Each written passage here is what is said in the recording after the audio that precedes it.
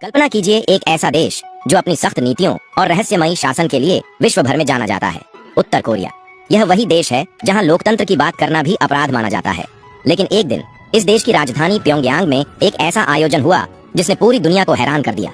सड़कों पर सन्नाटा था, मगर एक विशेष सभागार में फूलों से सजी एक तस्वीर के सामने श्रद्धांजलि दी जा रही थी। यह तस्वीर थी भारत रत्न, संविधान निर्माता, समानता और मानवता के महान योद्धा डॉक्टर भीमराव अंबेडकर की। और सबसे चौंकाने वाली बात, इस समारोह में स्वयं उत्तर कोरिया के सर्वोच्च नेता किम जोंग उन उपस्थित थे। जय भीम दोस्तों। तो चलिए शुरू करते हैं। यह घटना इतिहास के पन्नों में स्वर्णिम अक्षरों में दर्ज हो चुकी है।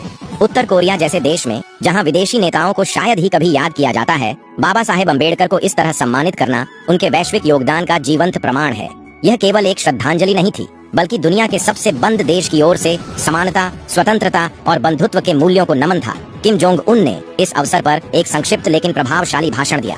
उन्होंने कहा, डॉक्टर भीमराव अंबेडकर केवल भारत के नहीं बल्कि पूरी मानवता के प्रेरणा स्रोत थे।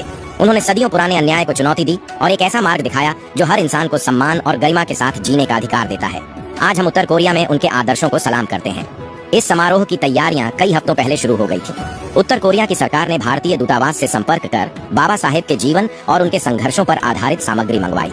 स्थानीय कलाकारों ने उनकी जीवन यात्रा को चित्रों और प्रदर्शनियों के माध्यम से जीवंत किया। सभागार में अंबेडकर जी के बचपन के संघर्ष, कोलंबिया विश्वविद्यालय में उनकी शिक्षा, भारत में सामाजिक क्रांति और संविधान निर्माण जैसे महत्वपूर्ण पड़ावों को खूबसूरती से दर्शाया गया। उत्तर कोरिया की जनता के लिए यह आयोजन एक अनोखा अनुभव था। जिन लोगों ने पहले कभी बाबा साहेब का नाम नहीं सुना था, वे भी उत्सुकता के साथ इस समारोह में शामिल हुए। स्कूलों और विश्वविद्यालयों में विशेष व्याख्यान आयोजित किए गए, जहां छात्रों को बताया गया कि कैसे अंबेडकर जी ने न केवल भारत बल्कि पूरे विश्व के लिए समानता और मानवाधिकारों की मिसाल कायम की। इस आयोजन ने पूरी दुनिया को आश्चर्यचकित कर दिया। भारत में इसे गर्व के क्षण के रूप में देखा गया। भारतीय मीडिया ने इसकी व्यापक कवरेज की और अंतर्राष्ट्रीय मंचों पर भी इस कदम की सराहना हुई। कई विश्लेषकों ने इसे उत्तर कोरिया के लिए एक संदेश के रूप में देखा। सामाजिक समानता और मानवाधिकारों की दिशा में एक नई सोच का संकेत। सोशल मीडिया पर वन अम्बेडकर इन नॉर्थ कोरिया ट्रेंड करने लगा। दुनिया भर में अम्बेडकर के अनुयायियों ने इस खबर को शेयर कर उनकी वैश्विक स्वीकार्यता पर खुशी जताई। बाबा साहेब का यह संदेश, मैं ऐसे धर्म को मानता हूँ जो स्वतंत्रता, समानता और भाईचारा सिखाता है, उत्तर कोरिया की दीवारों तक गूंज उठा। समारोह के समापन पर किम जोंग उन ने एक और महत्वपूर्ण घोषणा की। उन्होंने कहा कि उत्तर कोरिया के प्रमुख विश्वविद्यालयों में डॉक्टर अंबेडकर के जीवन और विचारों पर शोध कार्यक्रम शुरू किए जाएंगे, ताकि वहां के छात्र समानता, न्याय और मानवाधिकारों के वैश्विक आदर्शों को समझ सकें। यह आयोजन इस बात का प्रमाण था कि विचारों की शक्ति किसी सीमा, सरकार या हथियार से नहीं रोकी जा सकती। बाबा साहेब का सपना अब केवल भारत तक सीमित नहीं है, यह पूरे विश्व का सपना बन चुका है। राव अंबेडकर का जीवन उस ताकत का उदाहरण है जो ज्ञान, आत्मसम्मान और संघर्ष से पैदा होती है। उन्होंने एक ऐसे समाज में जन्म लिया जहां उनका हाथ लग जाना भी पाप समझा जाता था, लेकिन उन्होंने उस समाज को बदल देने का बीड़ा उठाया। उन्होंने यह साबित किया कि कोई भी इंसान, चाहे वह कितना भी वंचित क्यों न हो, अपने हौसले और ज्ञान से पूरी व्यवस्था को बदल सकता है। बचपन बहुत ही कठिन था। माँ का देहांत कम उम्र में हो गया और पिता को अक्सर नौकरी के सिलसिले में इधर उधर जाना पड़ता था। एक छोटे से दलित बच्चे के नाते अंबेडकर स्कूल में न नीचा दर्जा ही झेलते थे, बल्कि साथ ही छात्रों और शिक्षकों की उपेक्षा भी। ऐसे में पढ़ाई करना आसान नहीं था, पर वह कभी नहीं रुके। उनके लिए किताबें ही उनका संसार थीं। उन्होंने छात्रवृत्तियों की मदद से कॉलेज की पढ़ाई की। मुंबई के एल्फिंस्टन कॉलेज में उनका दाखिला उस जमाने में बड़े आश्चर्य की बात थी, जब अछूत समझे जाने वालों को स्कूल में भी एक कोने में बैठाया जाता था। उनका जीवन असाधारण मोड़ तब लेता है जब उन्हें उच्च शिक्षा के लिए अमेरिका जाने का अवसर मिला। कोलंबिया विश्वविद्यालय में उन्होंने केवल पढ़ाई ही नहीं की, समाज की समानता और मानव अधिकारों पर गहरा चिंतन किया। वहां उन्हें वह सम्मान और बराबरी मिली जिसका वे भारत में सपना ही देखते थे। इसके बाद लंदन गए, जहां उन्होंने कानून पढ़ा, अर्थशास्त्र और राजनीति में उच्च डिग्रियां पाईं। वे उस दौर के एकमात्र ऐसे भारतीय थे जिन्होंने इतनी ऊंची शिक्षा पाई थी, और वह भी तब जब उनकी जाति के लोग मंदिर तक में पैर नहीं रख सकते थे। उच्च शिक्षा प्राप्त करके जब वे भारत लौटे तो यथास्थिति उसी तरह कड़ी और अन्याय के रंग में रंगी हुई मिली। सरकारी पदों पर शिक्षा होने के बावजूद उन्हें असभ्य भाषा में ठुकरा दिया गया। इसने उन्हें अंदर तक झकझोर दिया। उन्होंने समझा कि केवल व्यक्तिगत तरक्की काफी नहीं है, जब तक पूरा दलित समुदाय शिक्षित और संगठित होकर अपने अधिकारों के लिए नहीं लड़ेगा, तब तक समाज में बदलाव नहीं आ सकता। यहीं से उनके सामाजिक आंदोलनों की शुरुआत होती है। उन्होंने मूक नायक नामक अखबार शुरू किया ताकि दलित समाज अपनी वेदना और आकांक्षाओं को शब्द दे सके। बहिष्कृत हितकारिणी सभा और समता सैनिक दल जैसे संगठनों के जरिए उन्होंने शिक्षण संस्थान, पुस्तकालय और सामाजिक कार्यों की बुनियाद रखी। उनके आंदोलन किसी एक अधिकार तक सीमित नहीं थे, बल्कि वे हर उस चीज को चुनौती थे जो भेदभाव और छुआछूत की नींव पर टिकी थी। महाड़ सत्याग्रह 1927 भारत के सामाजिक आंदोलन का ऐसा अध्याय है जिसे भुलाया नहीं जा सकता। हजारों दलितों की भीड़ ने बाबा साहब के नेतृत्व में चौदार तालाब से पानी पिया। यह केवल पानी पीने का आंदोलन नहीं था, बल्कि बराबरी की घोषणा थी। इसके कुछ ही समय बाद उन्होंने मनुस्मृति का सार्वजनिक दहन किया, एक ऐसा काम जिसे उस समय के सामाजिक ढांचे में हिंसक चुनौती माना गया। वे निडर थे, क्योंकि वे जानते थे कि अगर कोई आदमी डर को पालन करना बंद कर दे तो उसके साहस से समाज की नींव हिल जाती है। धार्मिक भेदभाव के खिलाफ उन्होंने काला राम मंदिर सत्याग्रह चलाया, जहां उन्होंने मंदिर में दलितों के प्रवेश के पक्ष में आंदोलन किया। उन्हें बार बार रोका गया, धमकाया गया, उनके अनुयायियों को मारा पीटा गया, पर वे पीछे नहीं हटे। राजनीति में उन्होंने हमेशा पार्टी के बजाय उद्देश्य को प्राथमिकता दी। जब गांधी जी ने दलितों के लिए अलग निर्वाचक मंडल की घोषणा का विरोध किया, तो अंबेडकर ने पूना समझौते के जरिए दलित हितों की रक्षा की। यह दिखाता है कि उन्होंने व्यक्तिगत अहंकार को हमेशा जनहित से पीछे रखा। इसके बाद का सबसे बड़ा अध्याय था भारत का संविधान। स्वतंत्रता प्राप्ति के बाद जब संविधान सभा गठित हुई, तो बाबा साहब को ड्राफ्टिंग कमेटी का अध्यक्ष बनाया गया। उन्होंने यह जिम्मेदारी न केवल उत्कृष्ट तरीके से निभाई, बल्कि भारत को ऐसा संविधान दिया जिसमें जाति, धर्म, वर्ग और लिंग के आधार पर किसी तरह का भेदभाव न हो। उन्होंने पता था कि एक मजबूत संविधान ही उस जाति व्यवस्था को तोड़ सकता है जो सदियों से समाज को बांटती आई है। उनकी सबसे बड़ी ताकत थी उनकी लेखनी और चिंतन। उन्होंने जाति का उन्मूलन, द बुद्ध एंड हिज धम्म, शूद्र कौन थे, रिडल्स इन हिंदुइज्म जैसी दर्जनों पुस्तकें लिखीं, जिनमें उन्होंने तर्क और तथ्य के जरिए ब्राह्मणवादी व्यवस्था की आलोचना की और नई सोच दी। वे समाज को केवल सुधारना नहीं चाहते थे, वे उसे पुनर्गठित करना चाहते थे, और इसके लिए उन्होंने सबसे गहरी सोच रखी कि बिना धार्मिक क्रांति के सामाजिक क्रांति अधूरी है। यही वजह थी कि जीवन के अंतिम वर्षों में उन्होंने बौद्ध धर्म की ओर रुख किया। उन्होंने 14 अक्टूबर 1956 को नागपुर में लाखों लोगों के साथ बौद्ध धर्म अपनाया। यह किसी भी स्वतंत्र भारत का सबसे बड़ा शांतिपूर्ण धर्मांतरण था, जिसमें उन्होंने त्रिरत्न और पंचशील के सिद्धांतों को अपनाया। उन्होंने पूछा था, जिस धर्म में मुझे मनुष्य नहीं समझा जाता, वह मेरा धर्म कैसे हो सकता है? और इसी सोच ने नवयान बौद्ध आंदोलन को जन्म दिया। उनकी मृत्यु 6 दिसंबर 1956 को हुई, पर उनका विचार कभी नहीं मरा। मुंबई की चैत्य भूमि आज भी हर साल लाखों लोगों की आस्था और संघर्ष की प्रतीक है। 1990 में भारत सरकार ने उन्हें मरणोपरांत भारत रत्न से सम्मानित किया। आज देश भर में विश्वविद्यालयों, स्कूलों, मार्गों, योजनाओं और कानूनों में उनका नाम दर्ज है। लेकिन इन सबसे ज्यादा बाबा साहब लोगों के दिलों में हैं, एक उम्मीद, एक चेतना, एक साहस के रूप में। बाबा साहब का जीवन हम सब के लिए यह सबक है कि संघर्ष कोई बोझ नहीं होता, वह दिशा होती है। शिक्षा केवल नौकरी पाने का साधन नहीं है, वह चेतना का माध्यम है। और आत्मसम्मान कोई वस्तु नहीं, वह एक संकल्प है जिसके लिए लड़ना जरूरी है। अगर दुनिया के सबसे बड़े लोकतंत्र में आज हर नागरिक को बराबरी का अधिकार मिला है, तो उसका सबसे बड़ा श्रेय अगर किसी को जाता है तो वह है डॉक्टर भीमराव अंबेडकर। कल्पना कीजिए एक ऐसा देश जो अपनी सख्त नीतियों और रहस्यमयी शासन के लिए विश्व भर में जाना जाता है, उत्तर कोरिया। यह वही देश है जहां लोकतंत्र की बात करना भी अपराध माना जाता है। लेकिन एक दिन इस देश की राजधानी प्योंगयांग में एक ऐसा आयोजन हुआ जिसने पूरी दुनिया को हैरान कर दिया। सड़कों पर सन्नाटा था, मगर एक विशेष सभागार में फूलों से सजी एक तस्वीर के सामने श्रद्धांजलि दी जा रही थी। यह तस्वीर थी भारत रत्न, संविधान निर्माता, समानता और मानवता के महान योद्धा डॉक्टर भीमराव अंबेडकर की। और सबसे चौंकाने वाली बात, इस समारोह में स्वयं उत्तर कोरिया के सर्वोच्च नेता किम जोंग उन उपस्थित थे। जय भीम दोस्तों। तो चलिए शुरू करते हैं। यह घटना इतिहास के पन्नों में स्वर्णिम अक्षरों में दर्ज हो चुकी है। उत्तर कोरिया जैसे देश में, जहां विदेशी नेताओं को शायद ही कभी याद किया जाता है, बाबा साहेब अंबेडकर को इस तरह सम्मानित करना उनके वैश्विक योगदान का जीवंत प्रमाण है।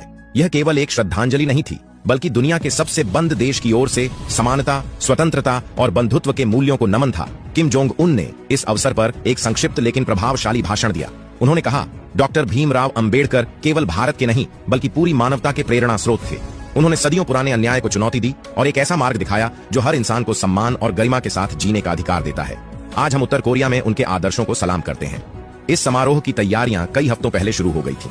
उत्तर कोरिया की सरकार ने भारतीय दूतावास से संपर्क कर बाबा साहेब के जीवन और उनके संघर्षों पर आधारित सामग्री मंगवाई। स्थानीय कलाकारों ने उनकी जीवन यात्रा को चित्रों और प्रदर्शनियों के माध्यम से जीवंत किया। सभागार में अंबेडकर जी के बचपन के संघर्ष, कोलंबिया विश्वविद्यालय में उनकी शिक्षा, भारत में सामाजिक क्रांति और संविधान निर्माण जैसे महत्वपूर्ण पड़ावों को खूबसूरती से दर्शाया गया। उत्तर कोरिया की जनता के लिए यह आयोजन एक अनोखा अनुभव था।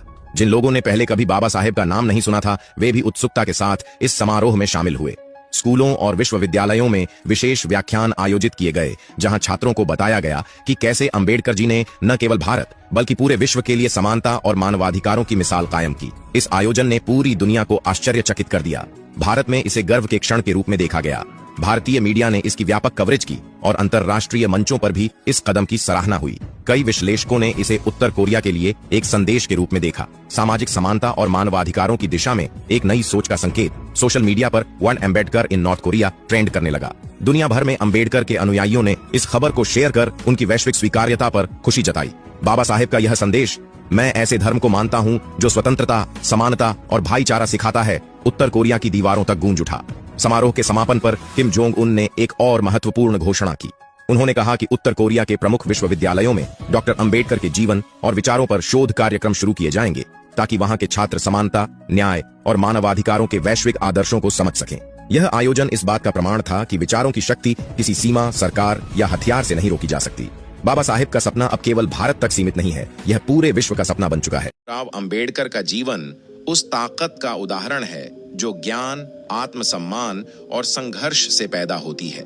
उन्होंने एक ऐसे समाज में जन्म लिया जहां उनका हाथ लग जाना भी पाप समझा जाता था, लेकिन उन्होंने उस समाज को बदल देने का बीड़ा उठाया।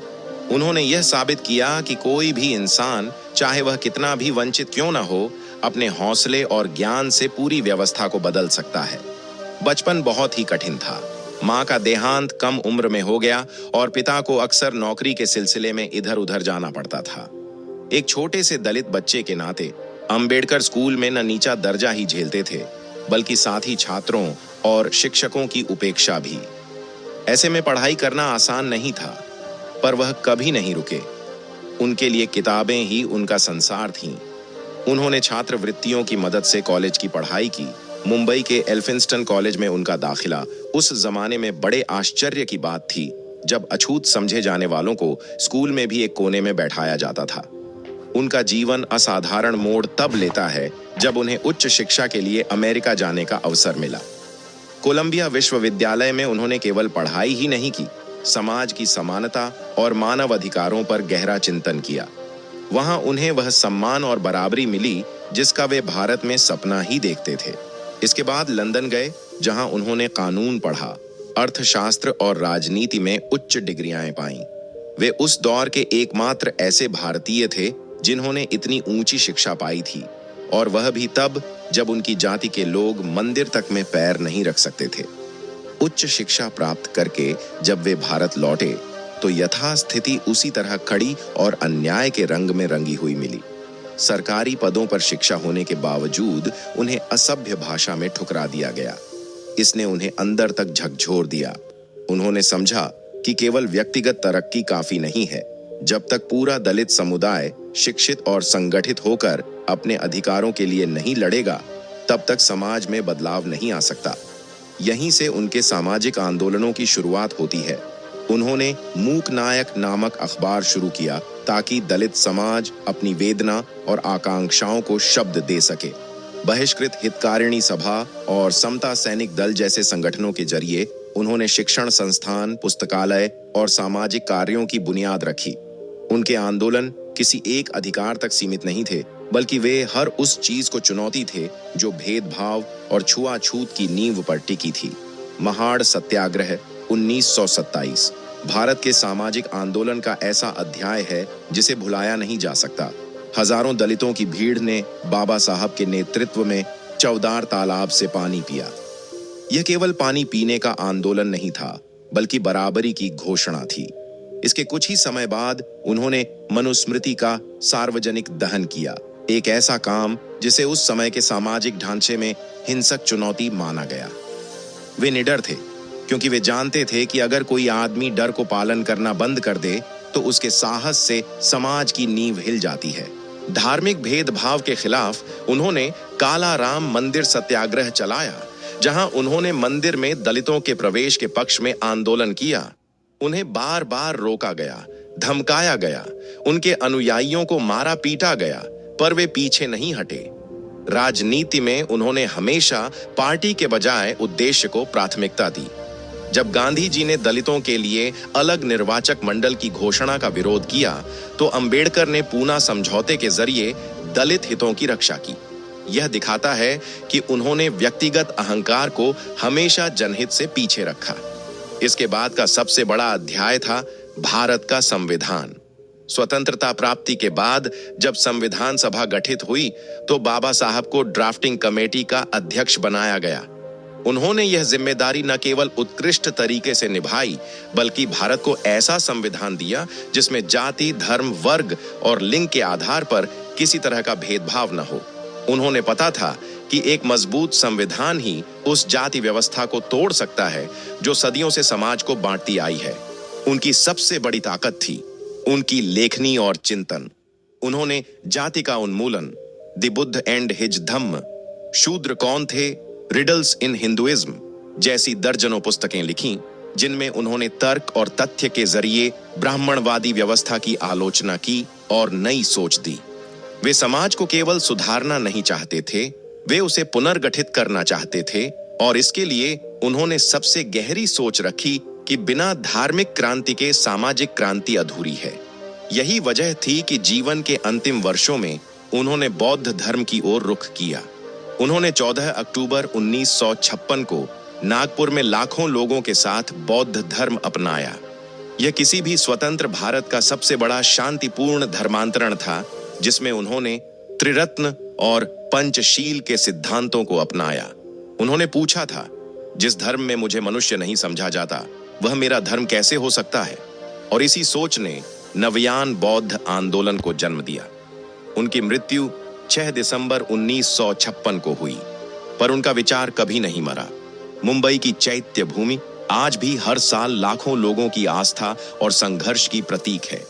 1990 में भारत सरकार ने उन्हें मरणोपरांत भारत रत्न से सम्मानित किया। आज देश भर में विश्वविद्यालयों, स्कूलों, मार्गों, योजनाओं और कानूनों में उनका नाम दर्ज है। लेकिन इन सबसे ज्यादा बाबा साहब लोगों के दिलों में हैं, एक उम्मीद, एक चेतना, एक साहस के रूप में। बाबा साहब का जीवन हम सब के लिए यह सबक है कि संघर्ष कोई बोझ नहीं होता, वह दिशा होती है। शिक्षा केवल नौकरी पाने का साधन नहीं है, वह चेतना का माध्यम है। और आत्मसम्मान कोई वस्तु नहीं, वह एक संकल्प है जिसके लिए लड़ना जरूरी है। अगर दुनिया के सबसे बड़े लोकतंत्र में आज हर नागरिक को बराबरी का अधिकार मिला है, तो उसका सबसे बड़ा श्रेय अगर किसी को जाता है तो वह है डॉक्टर भीमराव अंबेडकर। कल्पना कीजिए एक ऐसा देश जो अपनी सख्त नीतियों और रहस्यमयी शासन के लिए विश्व भर में जाना जाता है, उत्तर कोरिया। यह वही देश है जहां लोकतंत्र की बात करना भी अपराध माना जाता है। लेकिन एक दिन इस देश की राजधानी प्योंगयांग में एक ऐसा आयोजन हुआ जिसने पूरी दुनिया को हैरान कर दिया। सड़कों पर सन्नाटा था, मगर एक विशेष सभागार में फूलों से सजी एक तस्वीर के सामने श्रद्धांजलि दी जा रही थी। यह तस्वीर थी भारत रत्न, संविधान निर्माता, समानता और मानवता के महान योद्धा डॉक्टर भीमराव अंबेडकर की। और सबसे चौंकाने वाली बात, इस समारोह में स्वयं उत्तर कोरिया के सर्वोच्च नेता किम जोंग उन उपस्थित थे। जय भीम दोस्तों। तो चलिए शुरू करते हैं। यह घटना इतिहास के पन्नों में स्वर्णिम अक्षरों में दर्ज हो चुकी है। उत्तर कोरिया जैसे देश में जहां विदेशी नेताओं को शायद ही कभी याद किया जाता है, बाबा साहेब अम्बेडकर को इस तरह सम्मानित करना उनके वैश्विक योगदान का जीवंत प्रमाण है। यह केवल एक श्रद्धांजलि नहीं थी, बल्कि दुनिया के सबसे बंद देश की ओर से समानता, स्वतंत्रता और बंधुत्व के मूल्यों को नमन था। किम जोंग उन ने इस अवसर पर एक संक्षिप्त लेकिन प्रभावशाली भाषण दिया।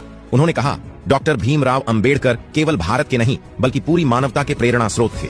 उन्होंने सदियों पुराने अन्याय को चुनौती दी और एक ऐसा मार्ग दिखाया जो हर इंसान को सम्मान और गरिमा के साथ जीने का अधिकार देता है।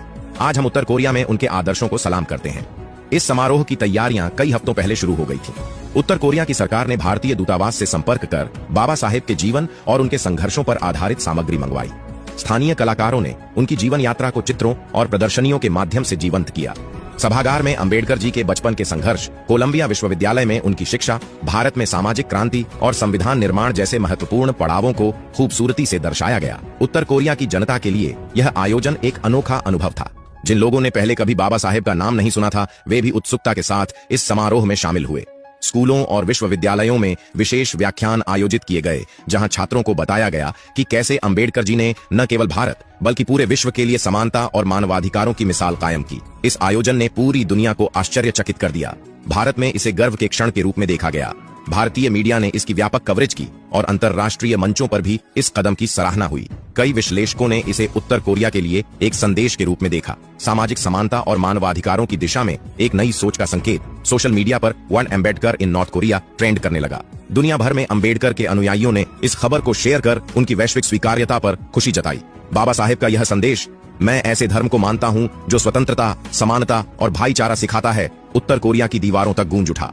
समारोह के समापन पर किम जोंग उन ने एक और महत्वपूर्ण घोषणा की। उन्होंने कहा कि उत्तर कोरिया के प्रमुख विश्वविद्यालयों में डॉक्टर अंबेडकर के जीवन और विचारों पर शोध कार्यक्रम शुरू किए जाएंगे, ताकि वहां के छात्र समानता, न्याय और मानवाधिकारों के वैश्विक आदर्शों को समझ सकें। यह आयोजन इस बात का प्रमाण था कि विचारों की शक्ति किसी सीमा, सरकार या हथियार से नहीं रोकी जा सकती। बाबा साहेब का सपना अब केवल भारत तक सीमित नहीं है, यह पूरे विश्व का सपना बन चुका है। राव अंबेडकर का जीवन उस ताकत का उदाहरण है जो ज्ञान, आत्मसम्मान और संघर्ष से पैदा होती है। उन्होंने एक ऐसे समाज में जन्म लिया जहां उनका हाथ लग जाना भी पाप समझा जाता था, लेकिन उन्होंने उस समाज को बदल देने का बीड़ा उठाया। उन्होंने यह साबित किया कि कोई भी इंसान, चाहे वह कितना भी वंचित क्यों न हो, अपने हौसले और ज्ञान से पूरी व्यवस्था को बदल सकता है। बचपन बहुत ही कठिन था। माँ का देहांत कम उम्र में हो गया और पिता को अक्सर नौकरी के सिलसिले में इधर उधर जाना पड़ता था। एक छोटे से दलित बच्चे के नाते अंबेडकर स्कूल में न नीचा दर्जा ही झेलते थे, बल्कि साथी छात्रों और शिक्षकों की उपेक्षा भी। ऐसे में पढ़ाई करना आसान नहीं था, पर वह कभी नहीं रुके। उनके लिए किताबें ही उनका संसार थीं। उन्होंने छात्रवृत्तियों की मदद से कॉलेज की पढ़ाई की। मुंबई के एल्फिंस्टन कॉलेज में उनका दाखिला उस जमाने में बड़े आश्चर्य की बात थी, जब अछूत समझे जाने वालों को स्कूल में भी एक कोने में बैठाया जाता था। उनका जीवन असाधारण मोड़ तब लेता है जब उन्हें उच्च शिक्षा के लिए अमेरिका जाने का अवसर मिला। कोलंबिया विश्वविद्यालय में उन्होंने केवल पढ़ाई ही नहीं की, समाज की समानता और मानव अधिकारों पर गहरा चिंतन किया। वहां उन्हें वह सम्मान और बराबरी मिली जिसका वे भारत में सपना ही देखते थे। इसके बाद लंदन गए, जहां उन्होंने कानून पढ़ा, अर्थशास्त्र और राजनीति में उच्च डिग्रियां पाईं। वे उस दौर के एकमात्र ऐसे भारतीय थे जिन्होंने इतनी ऊंची शिक्षा पाई थी, और वह भी तब जब उनकी जाति के लोग मंदिर तक में पैर नहीं रख सकते थे।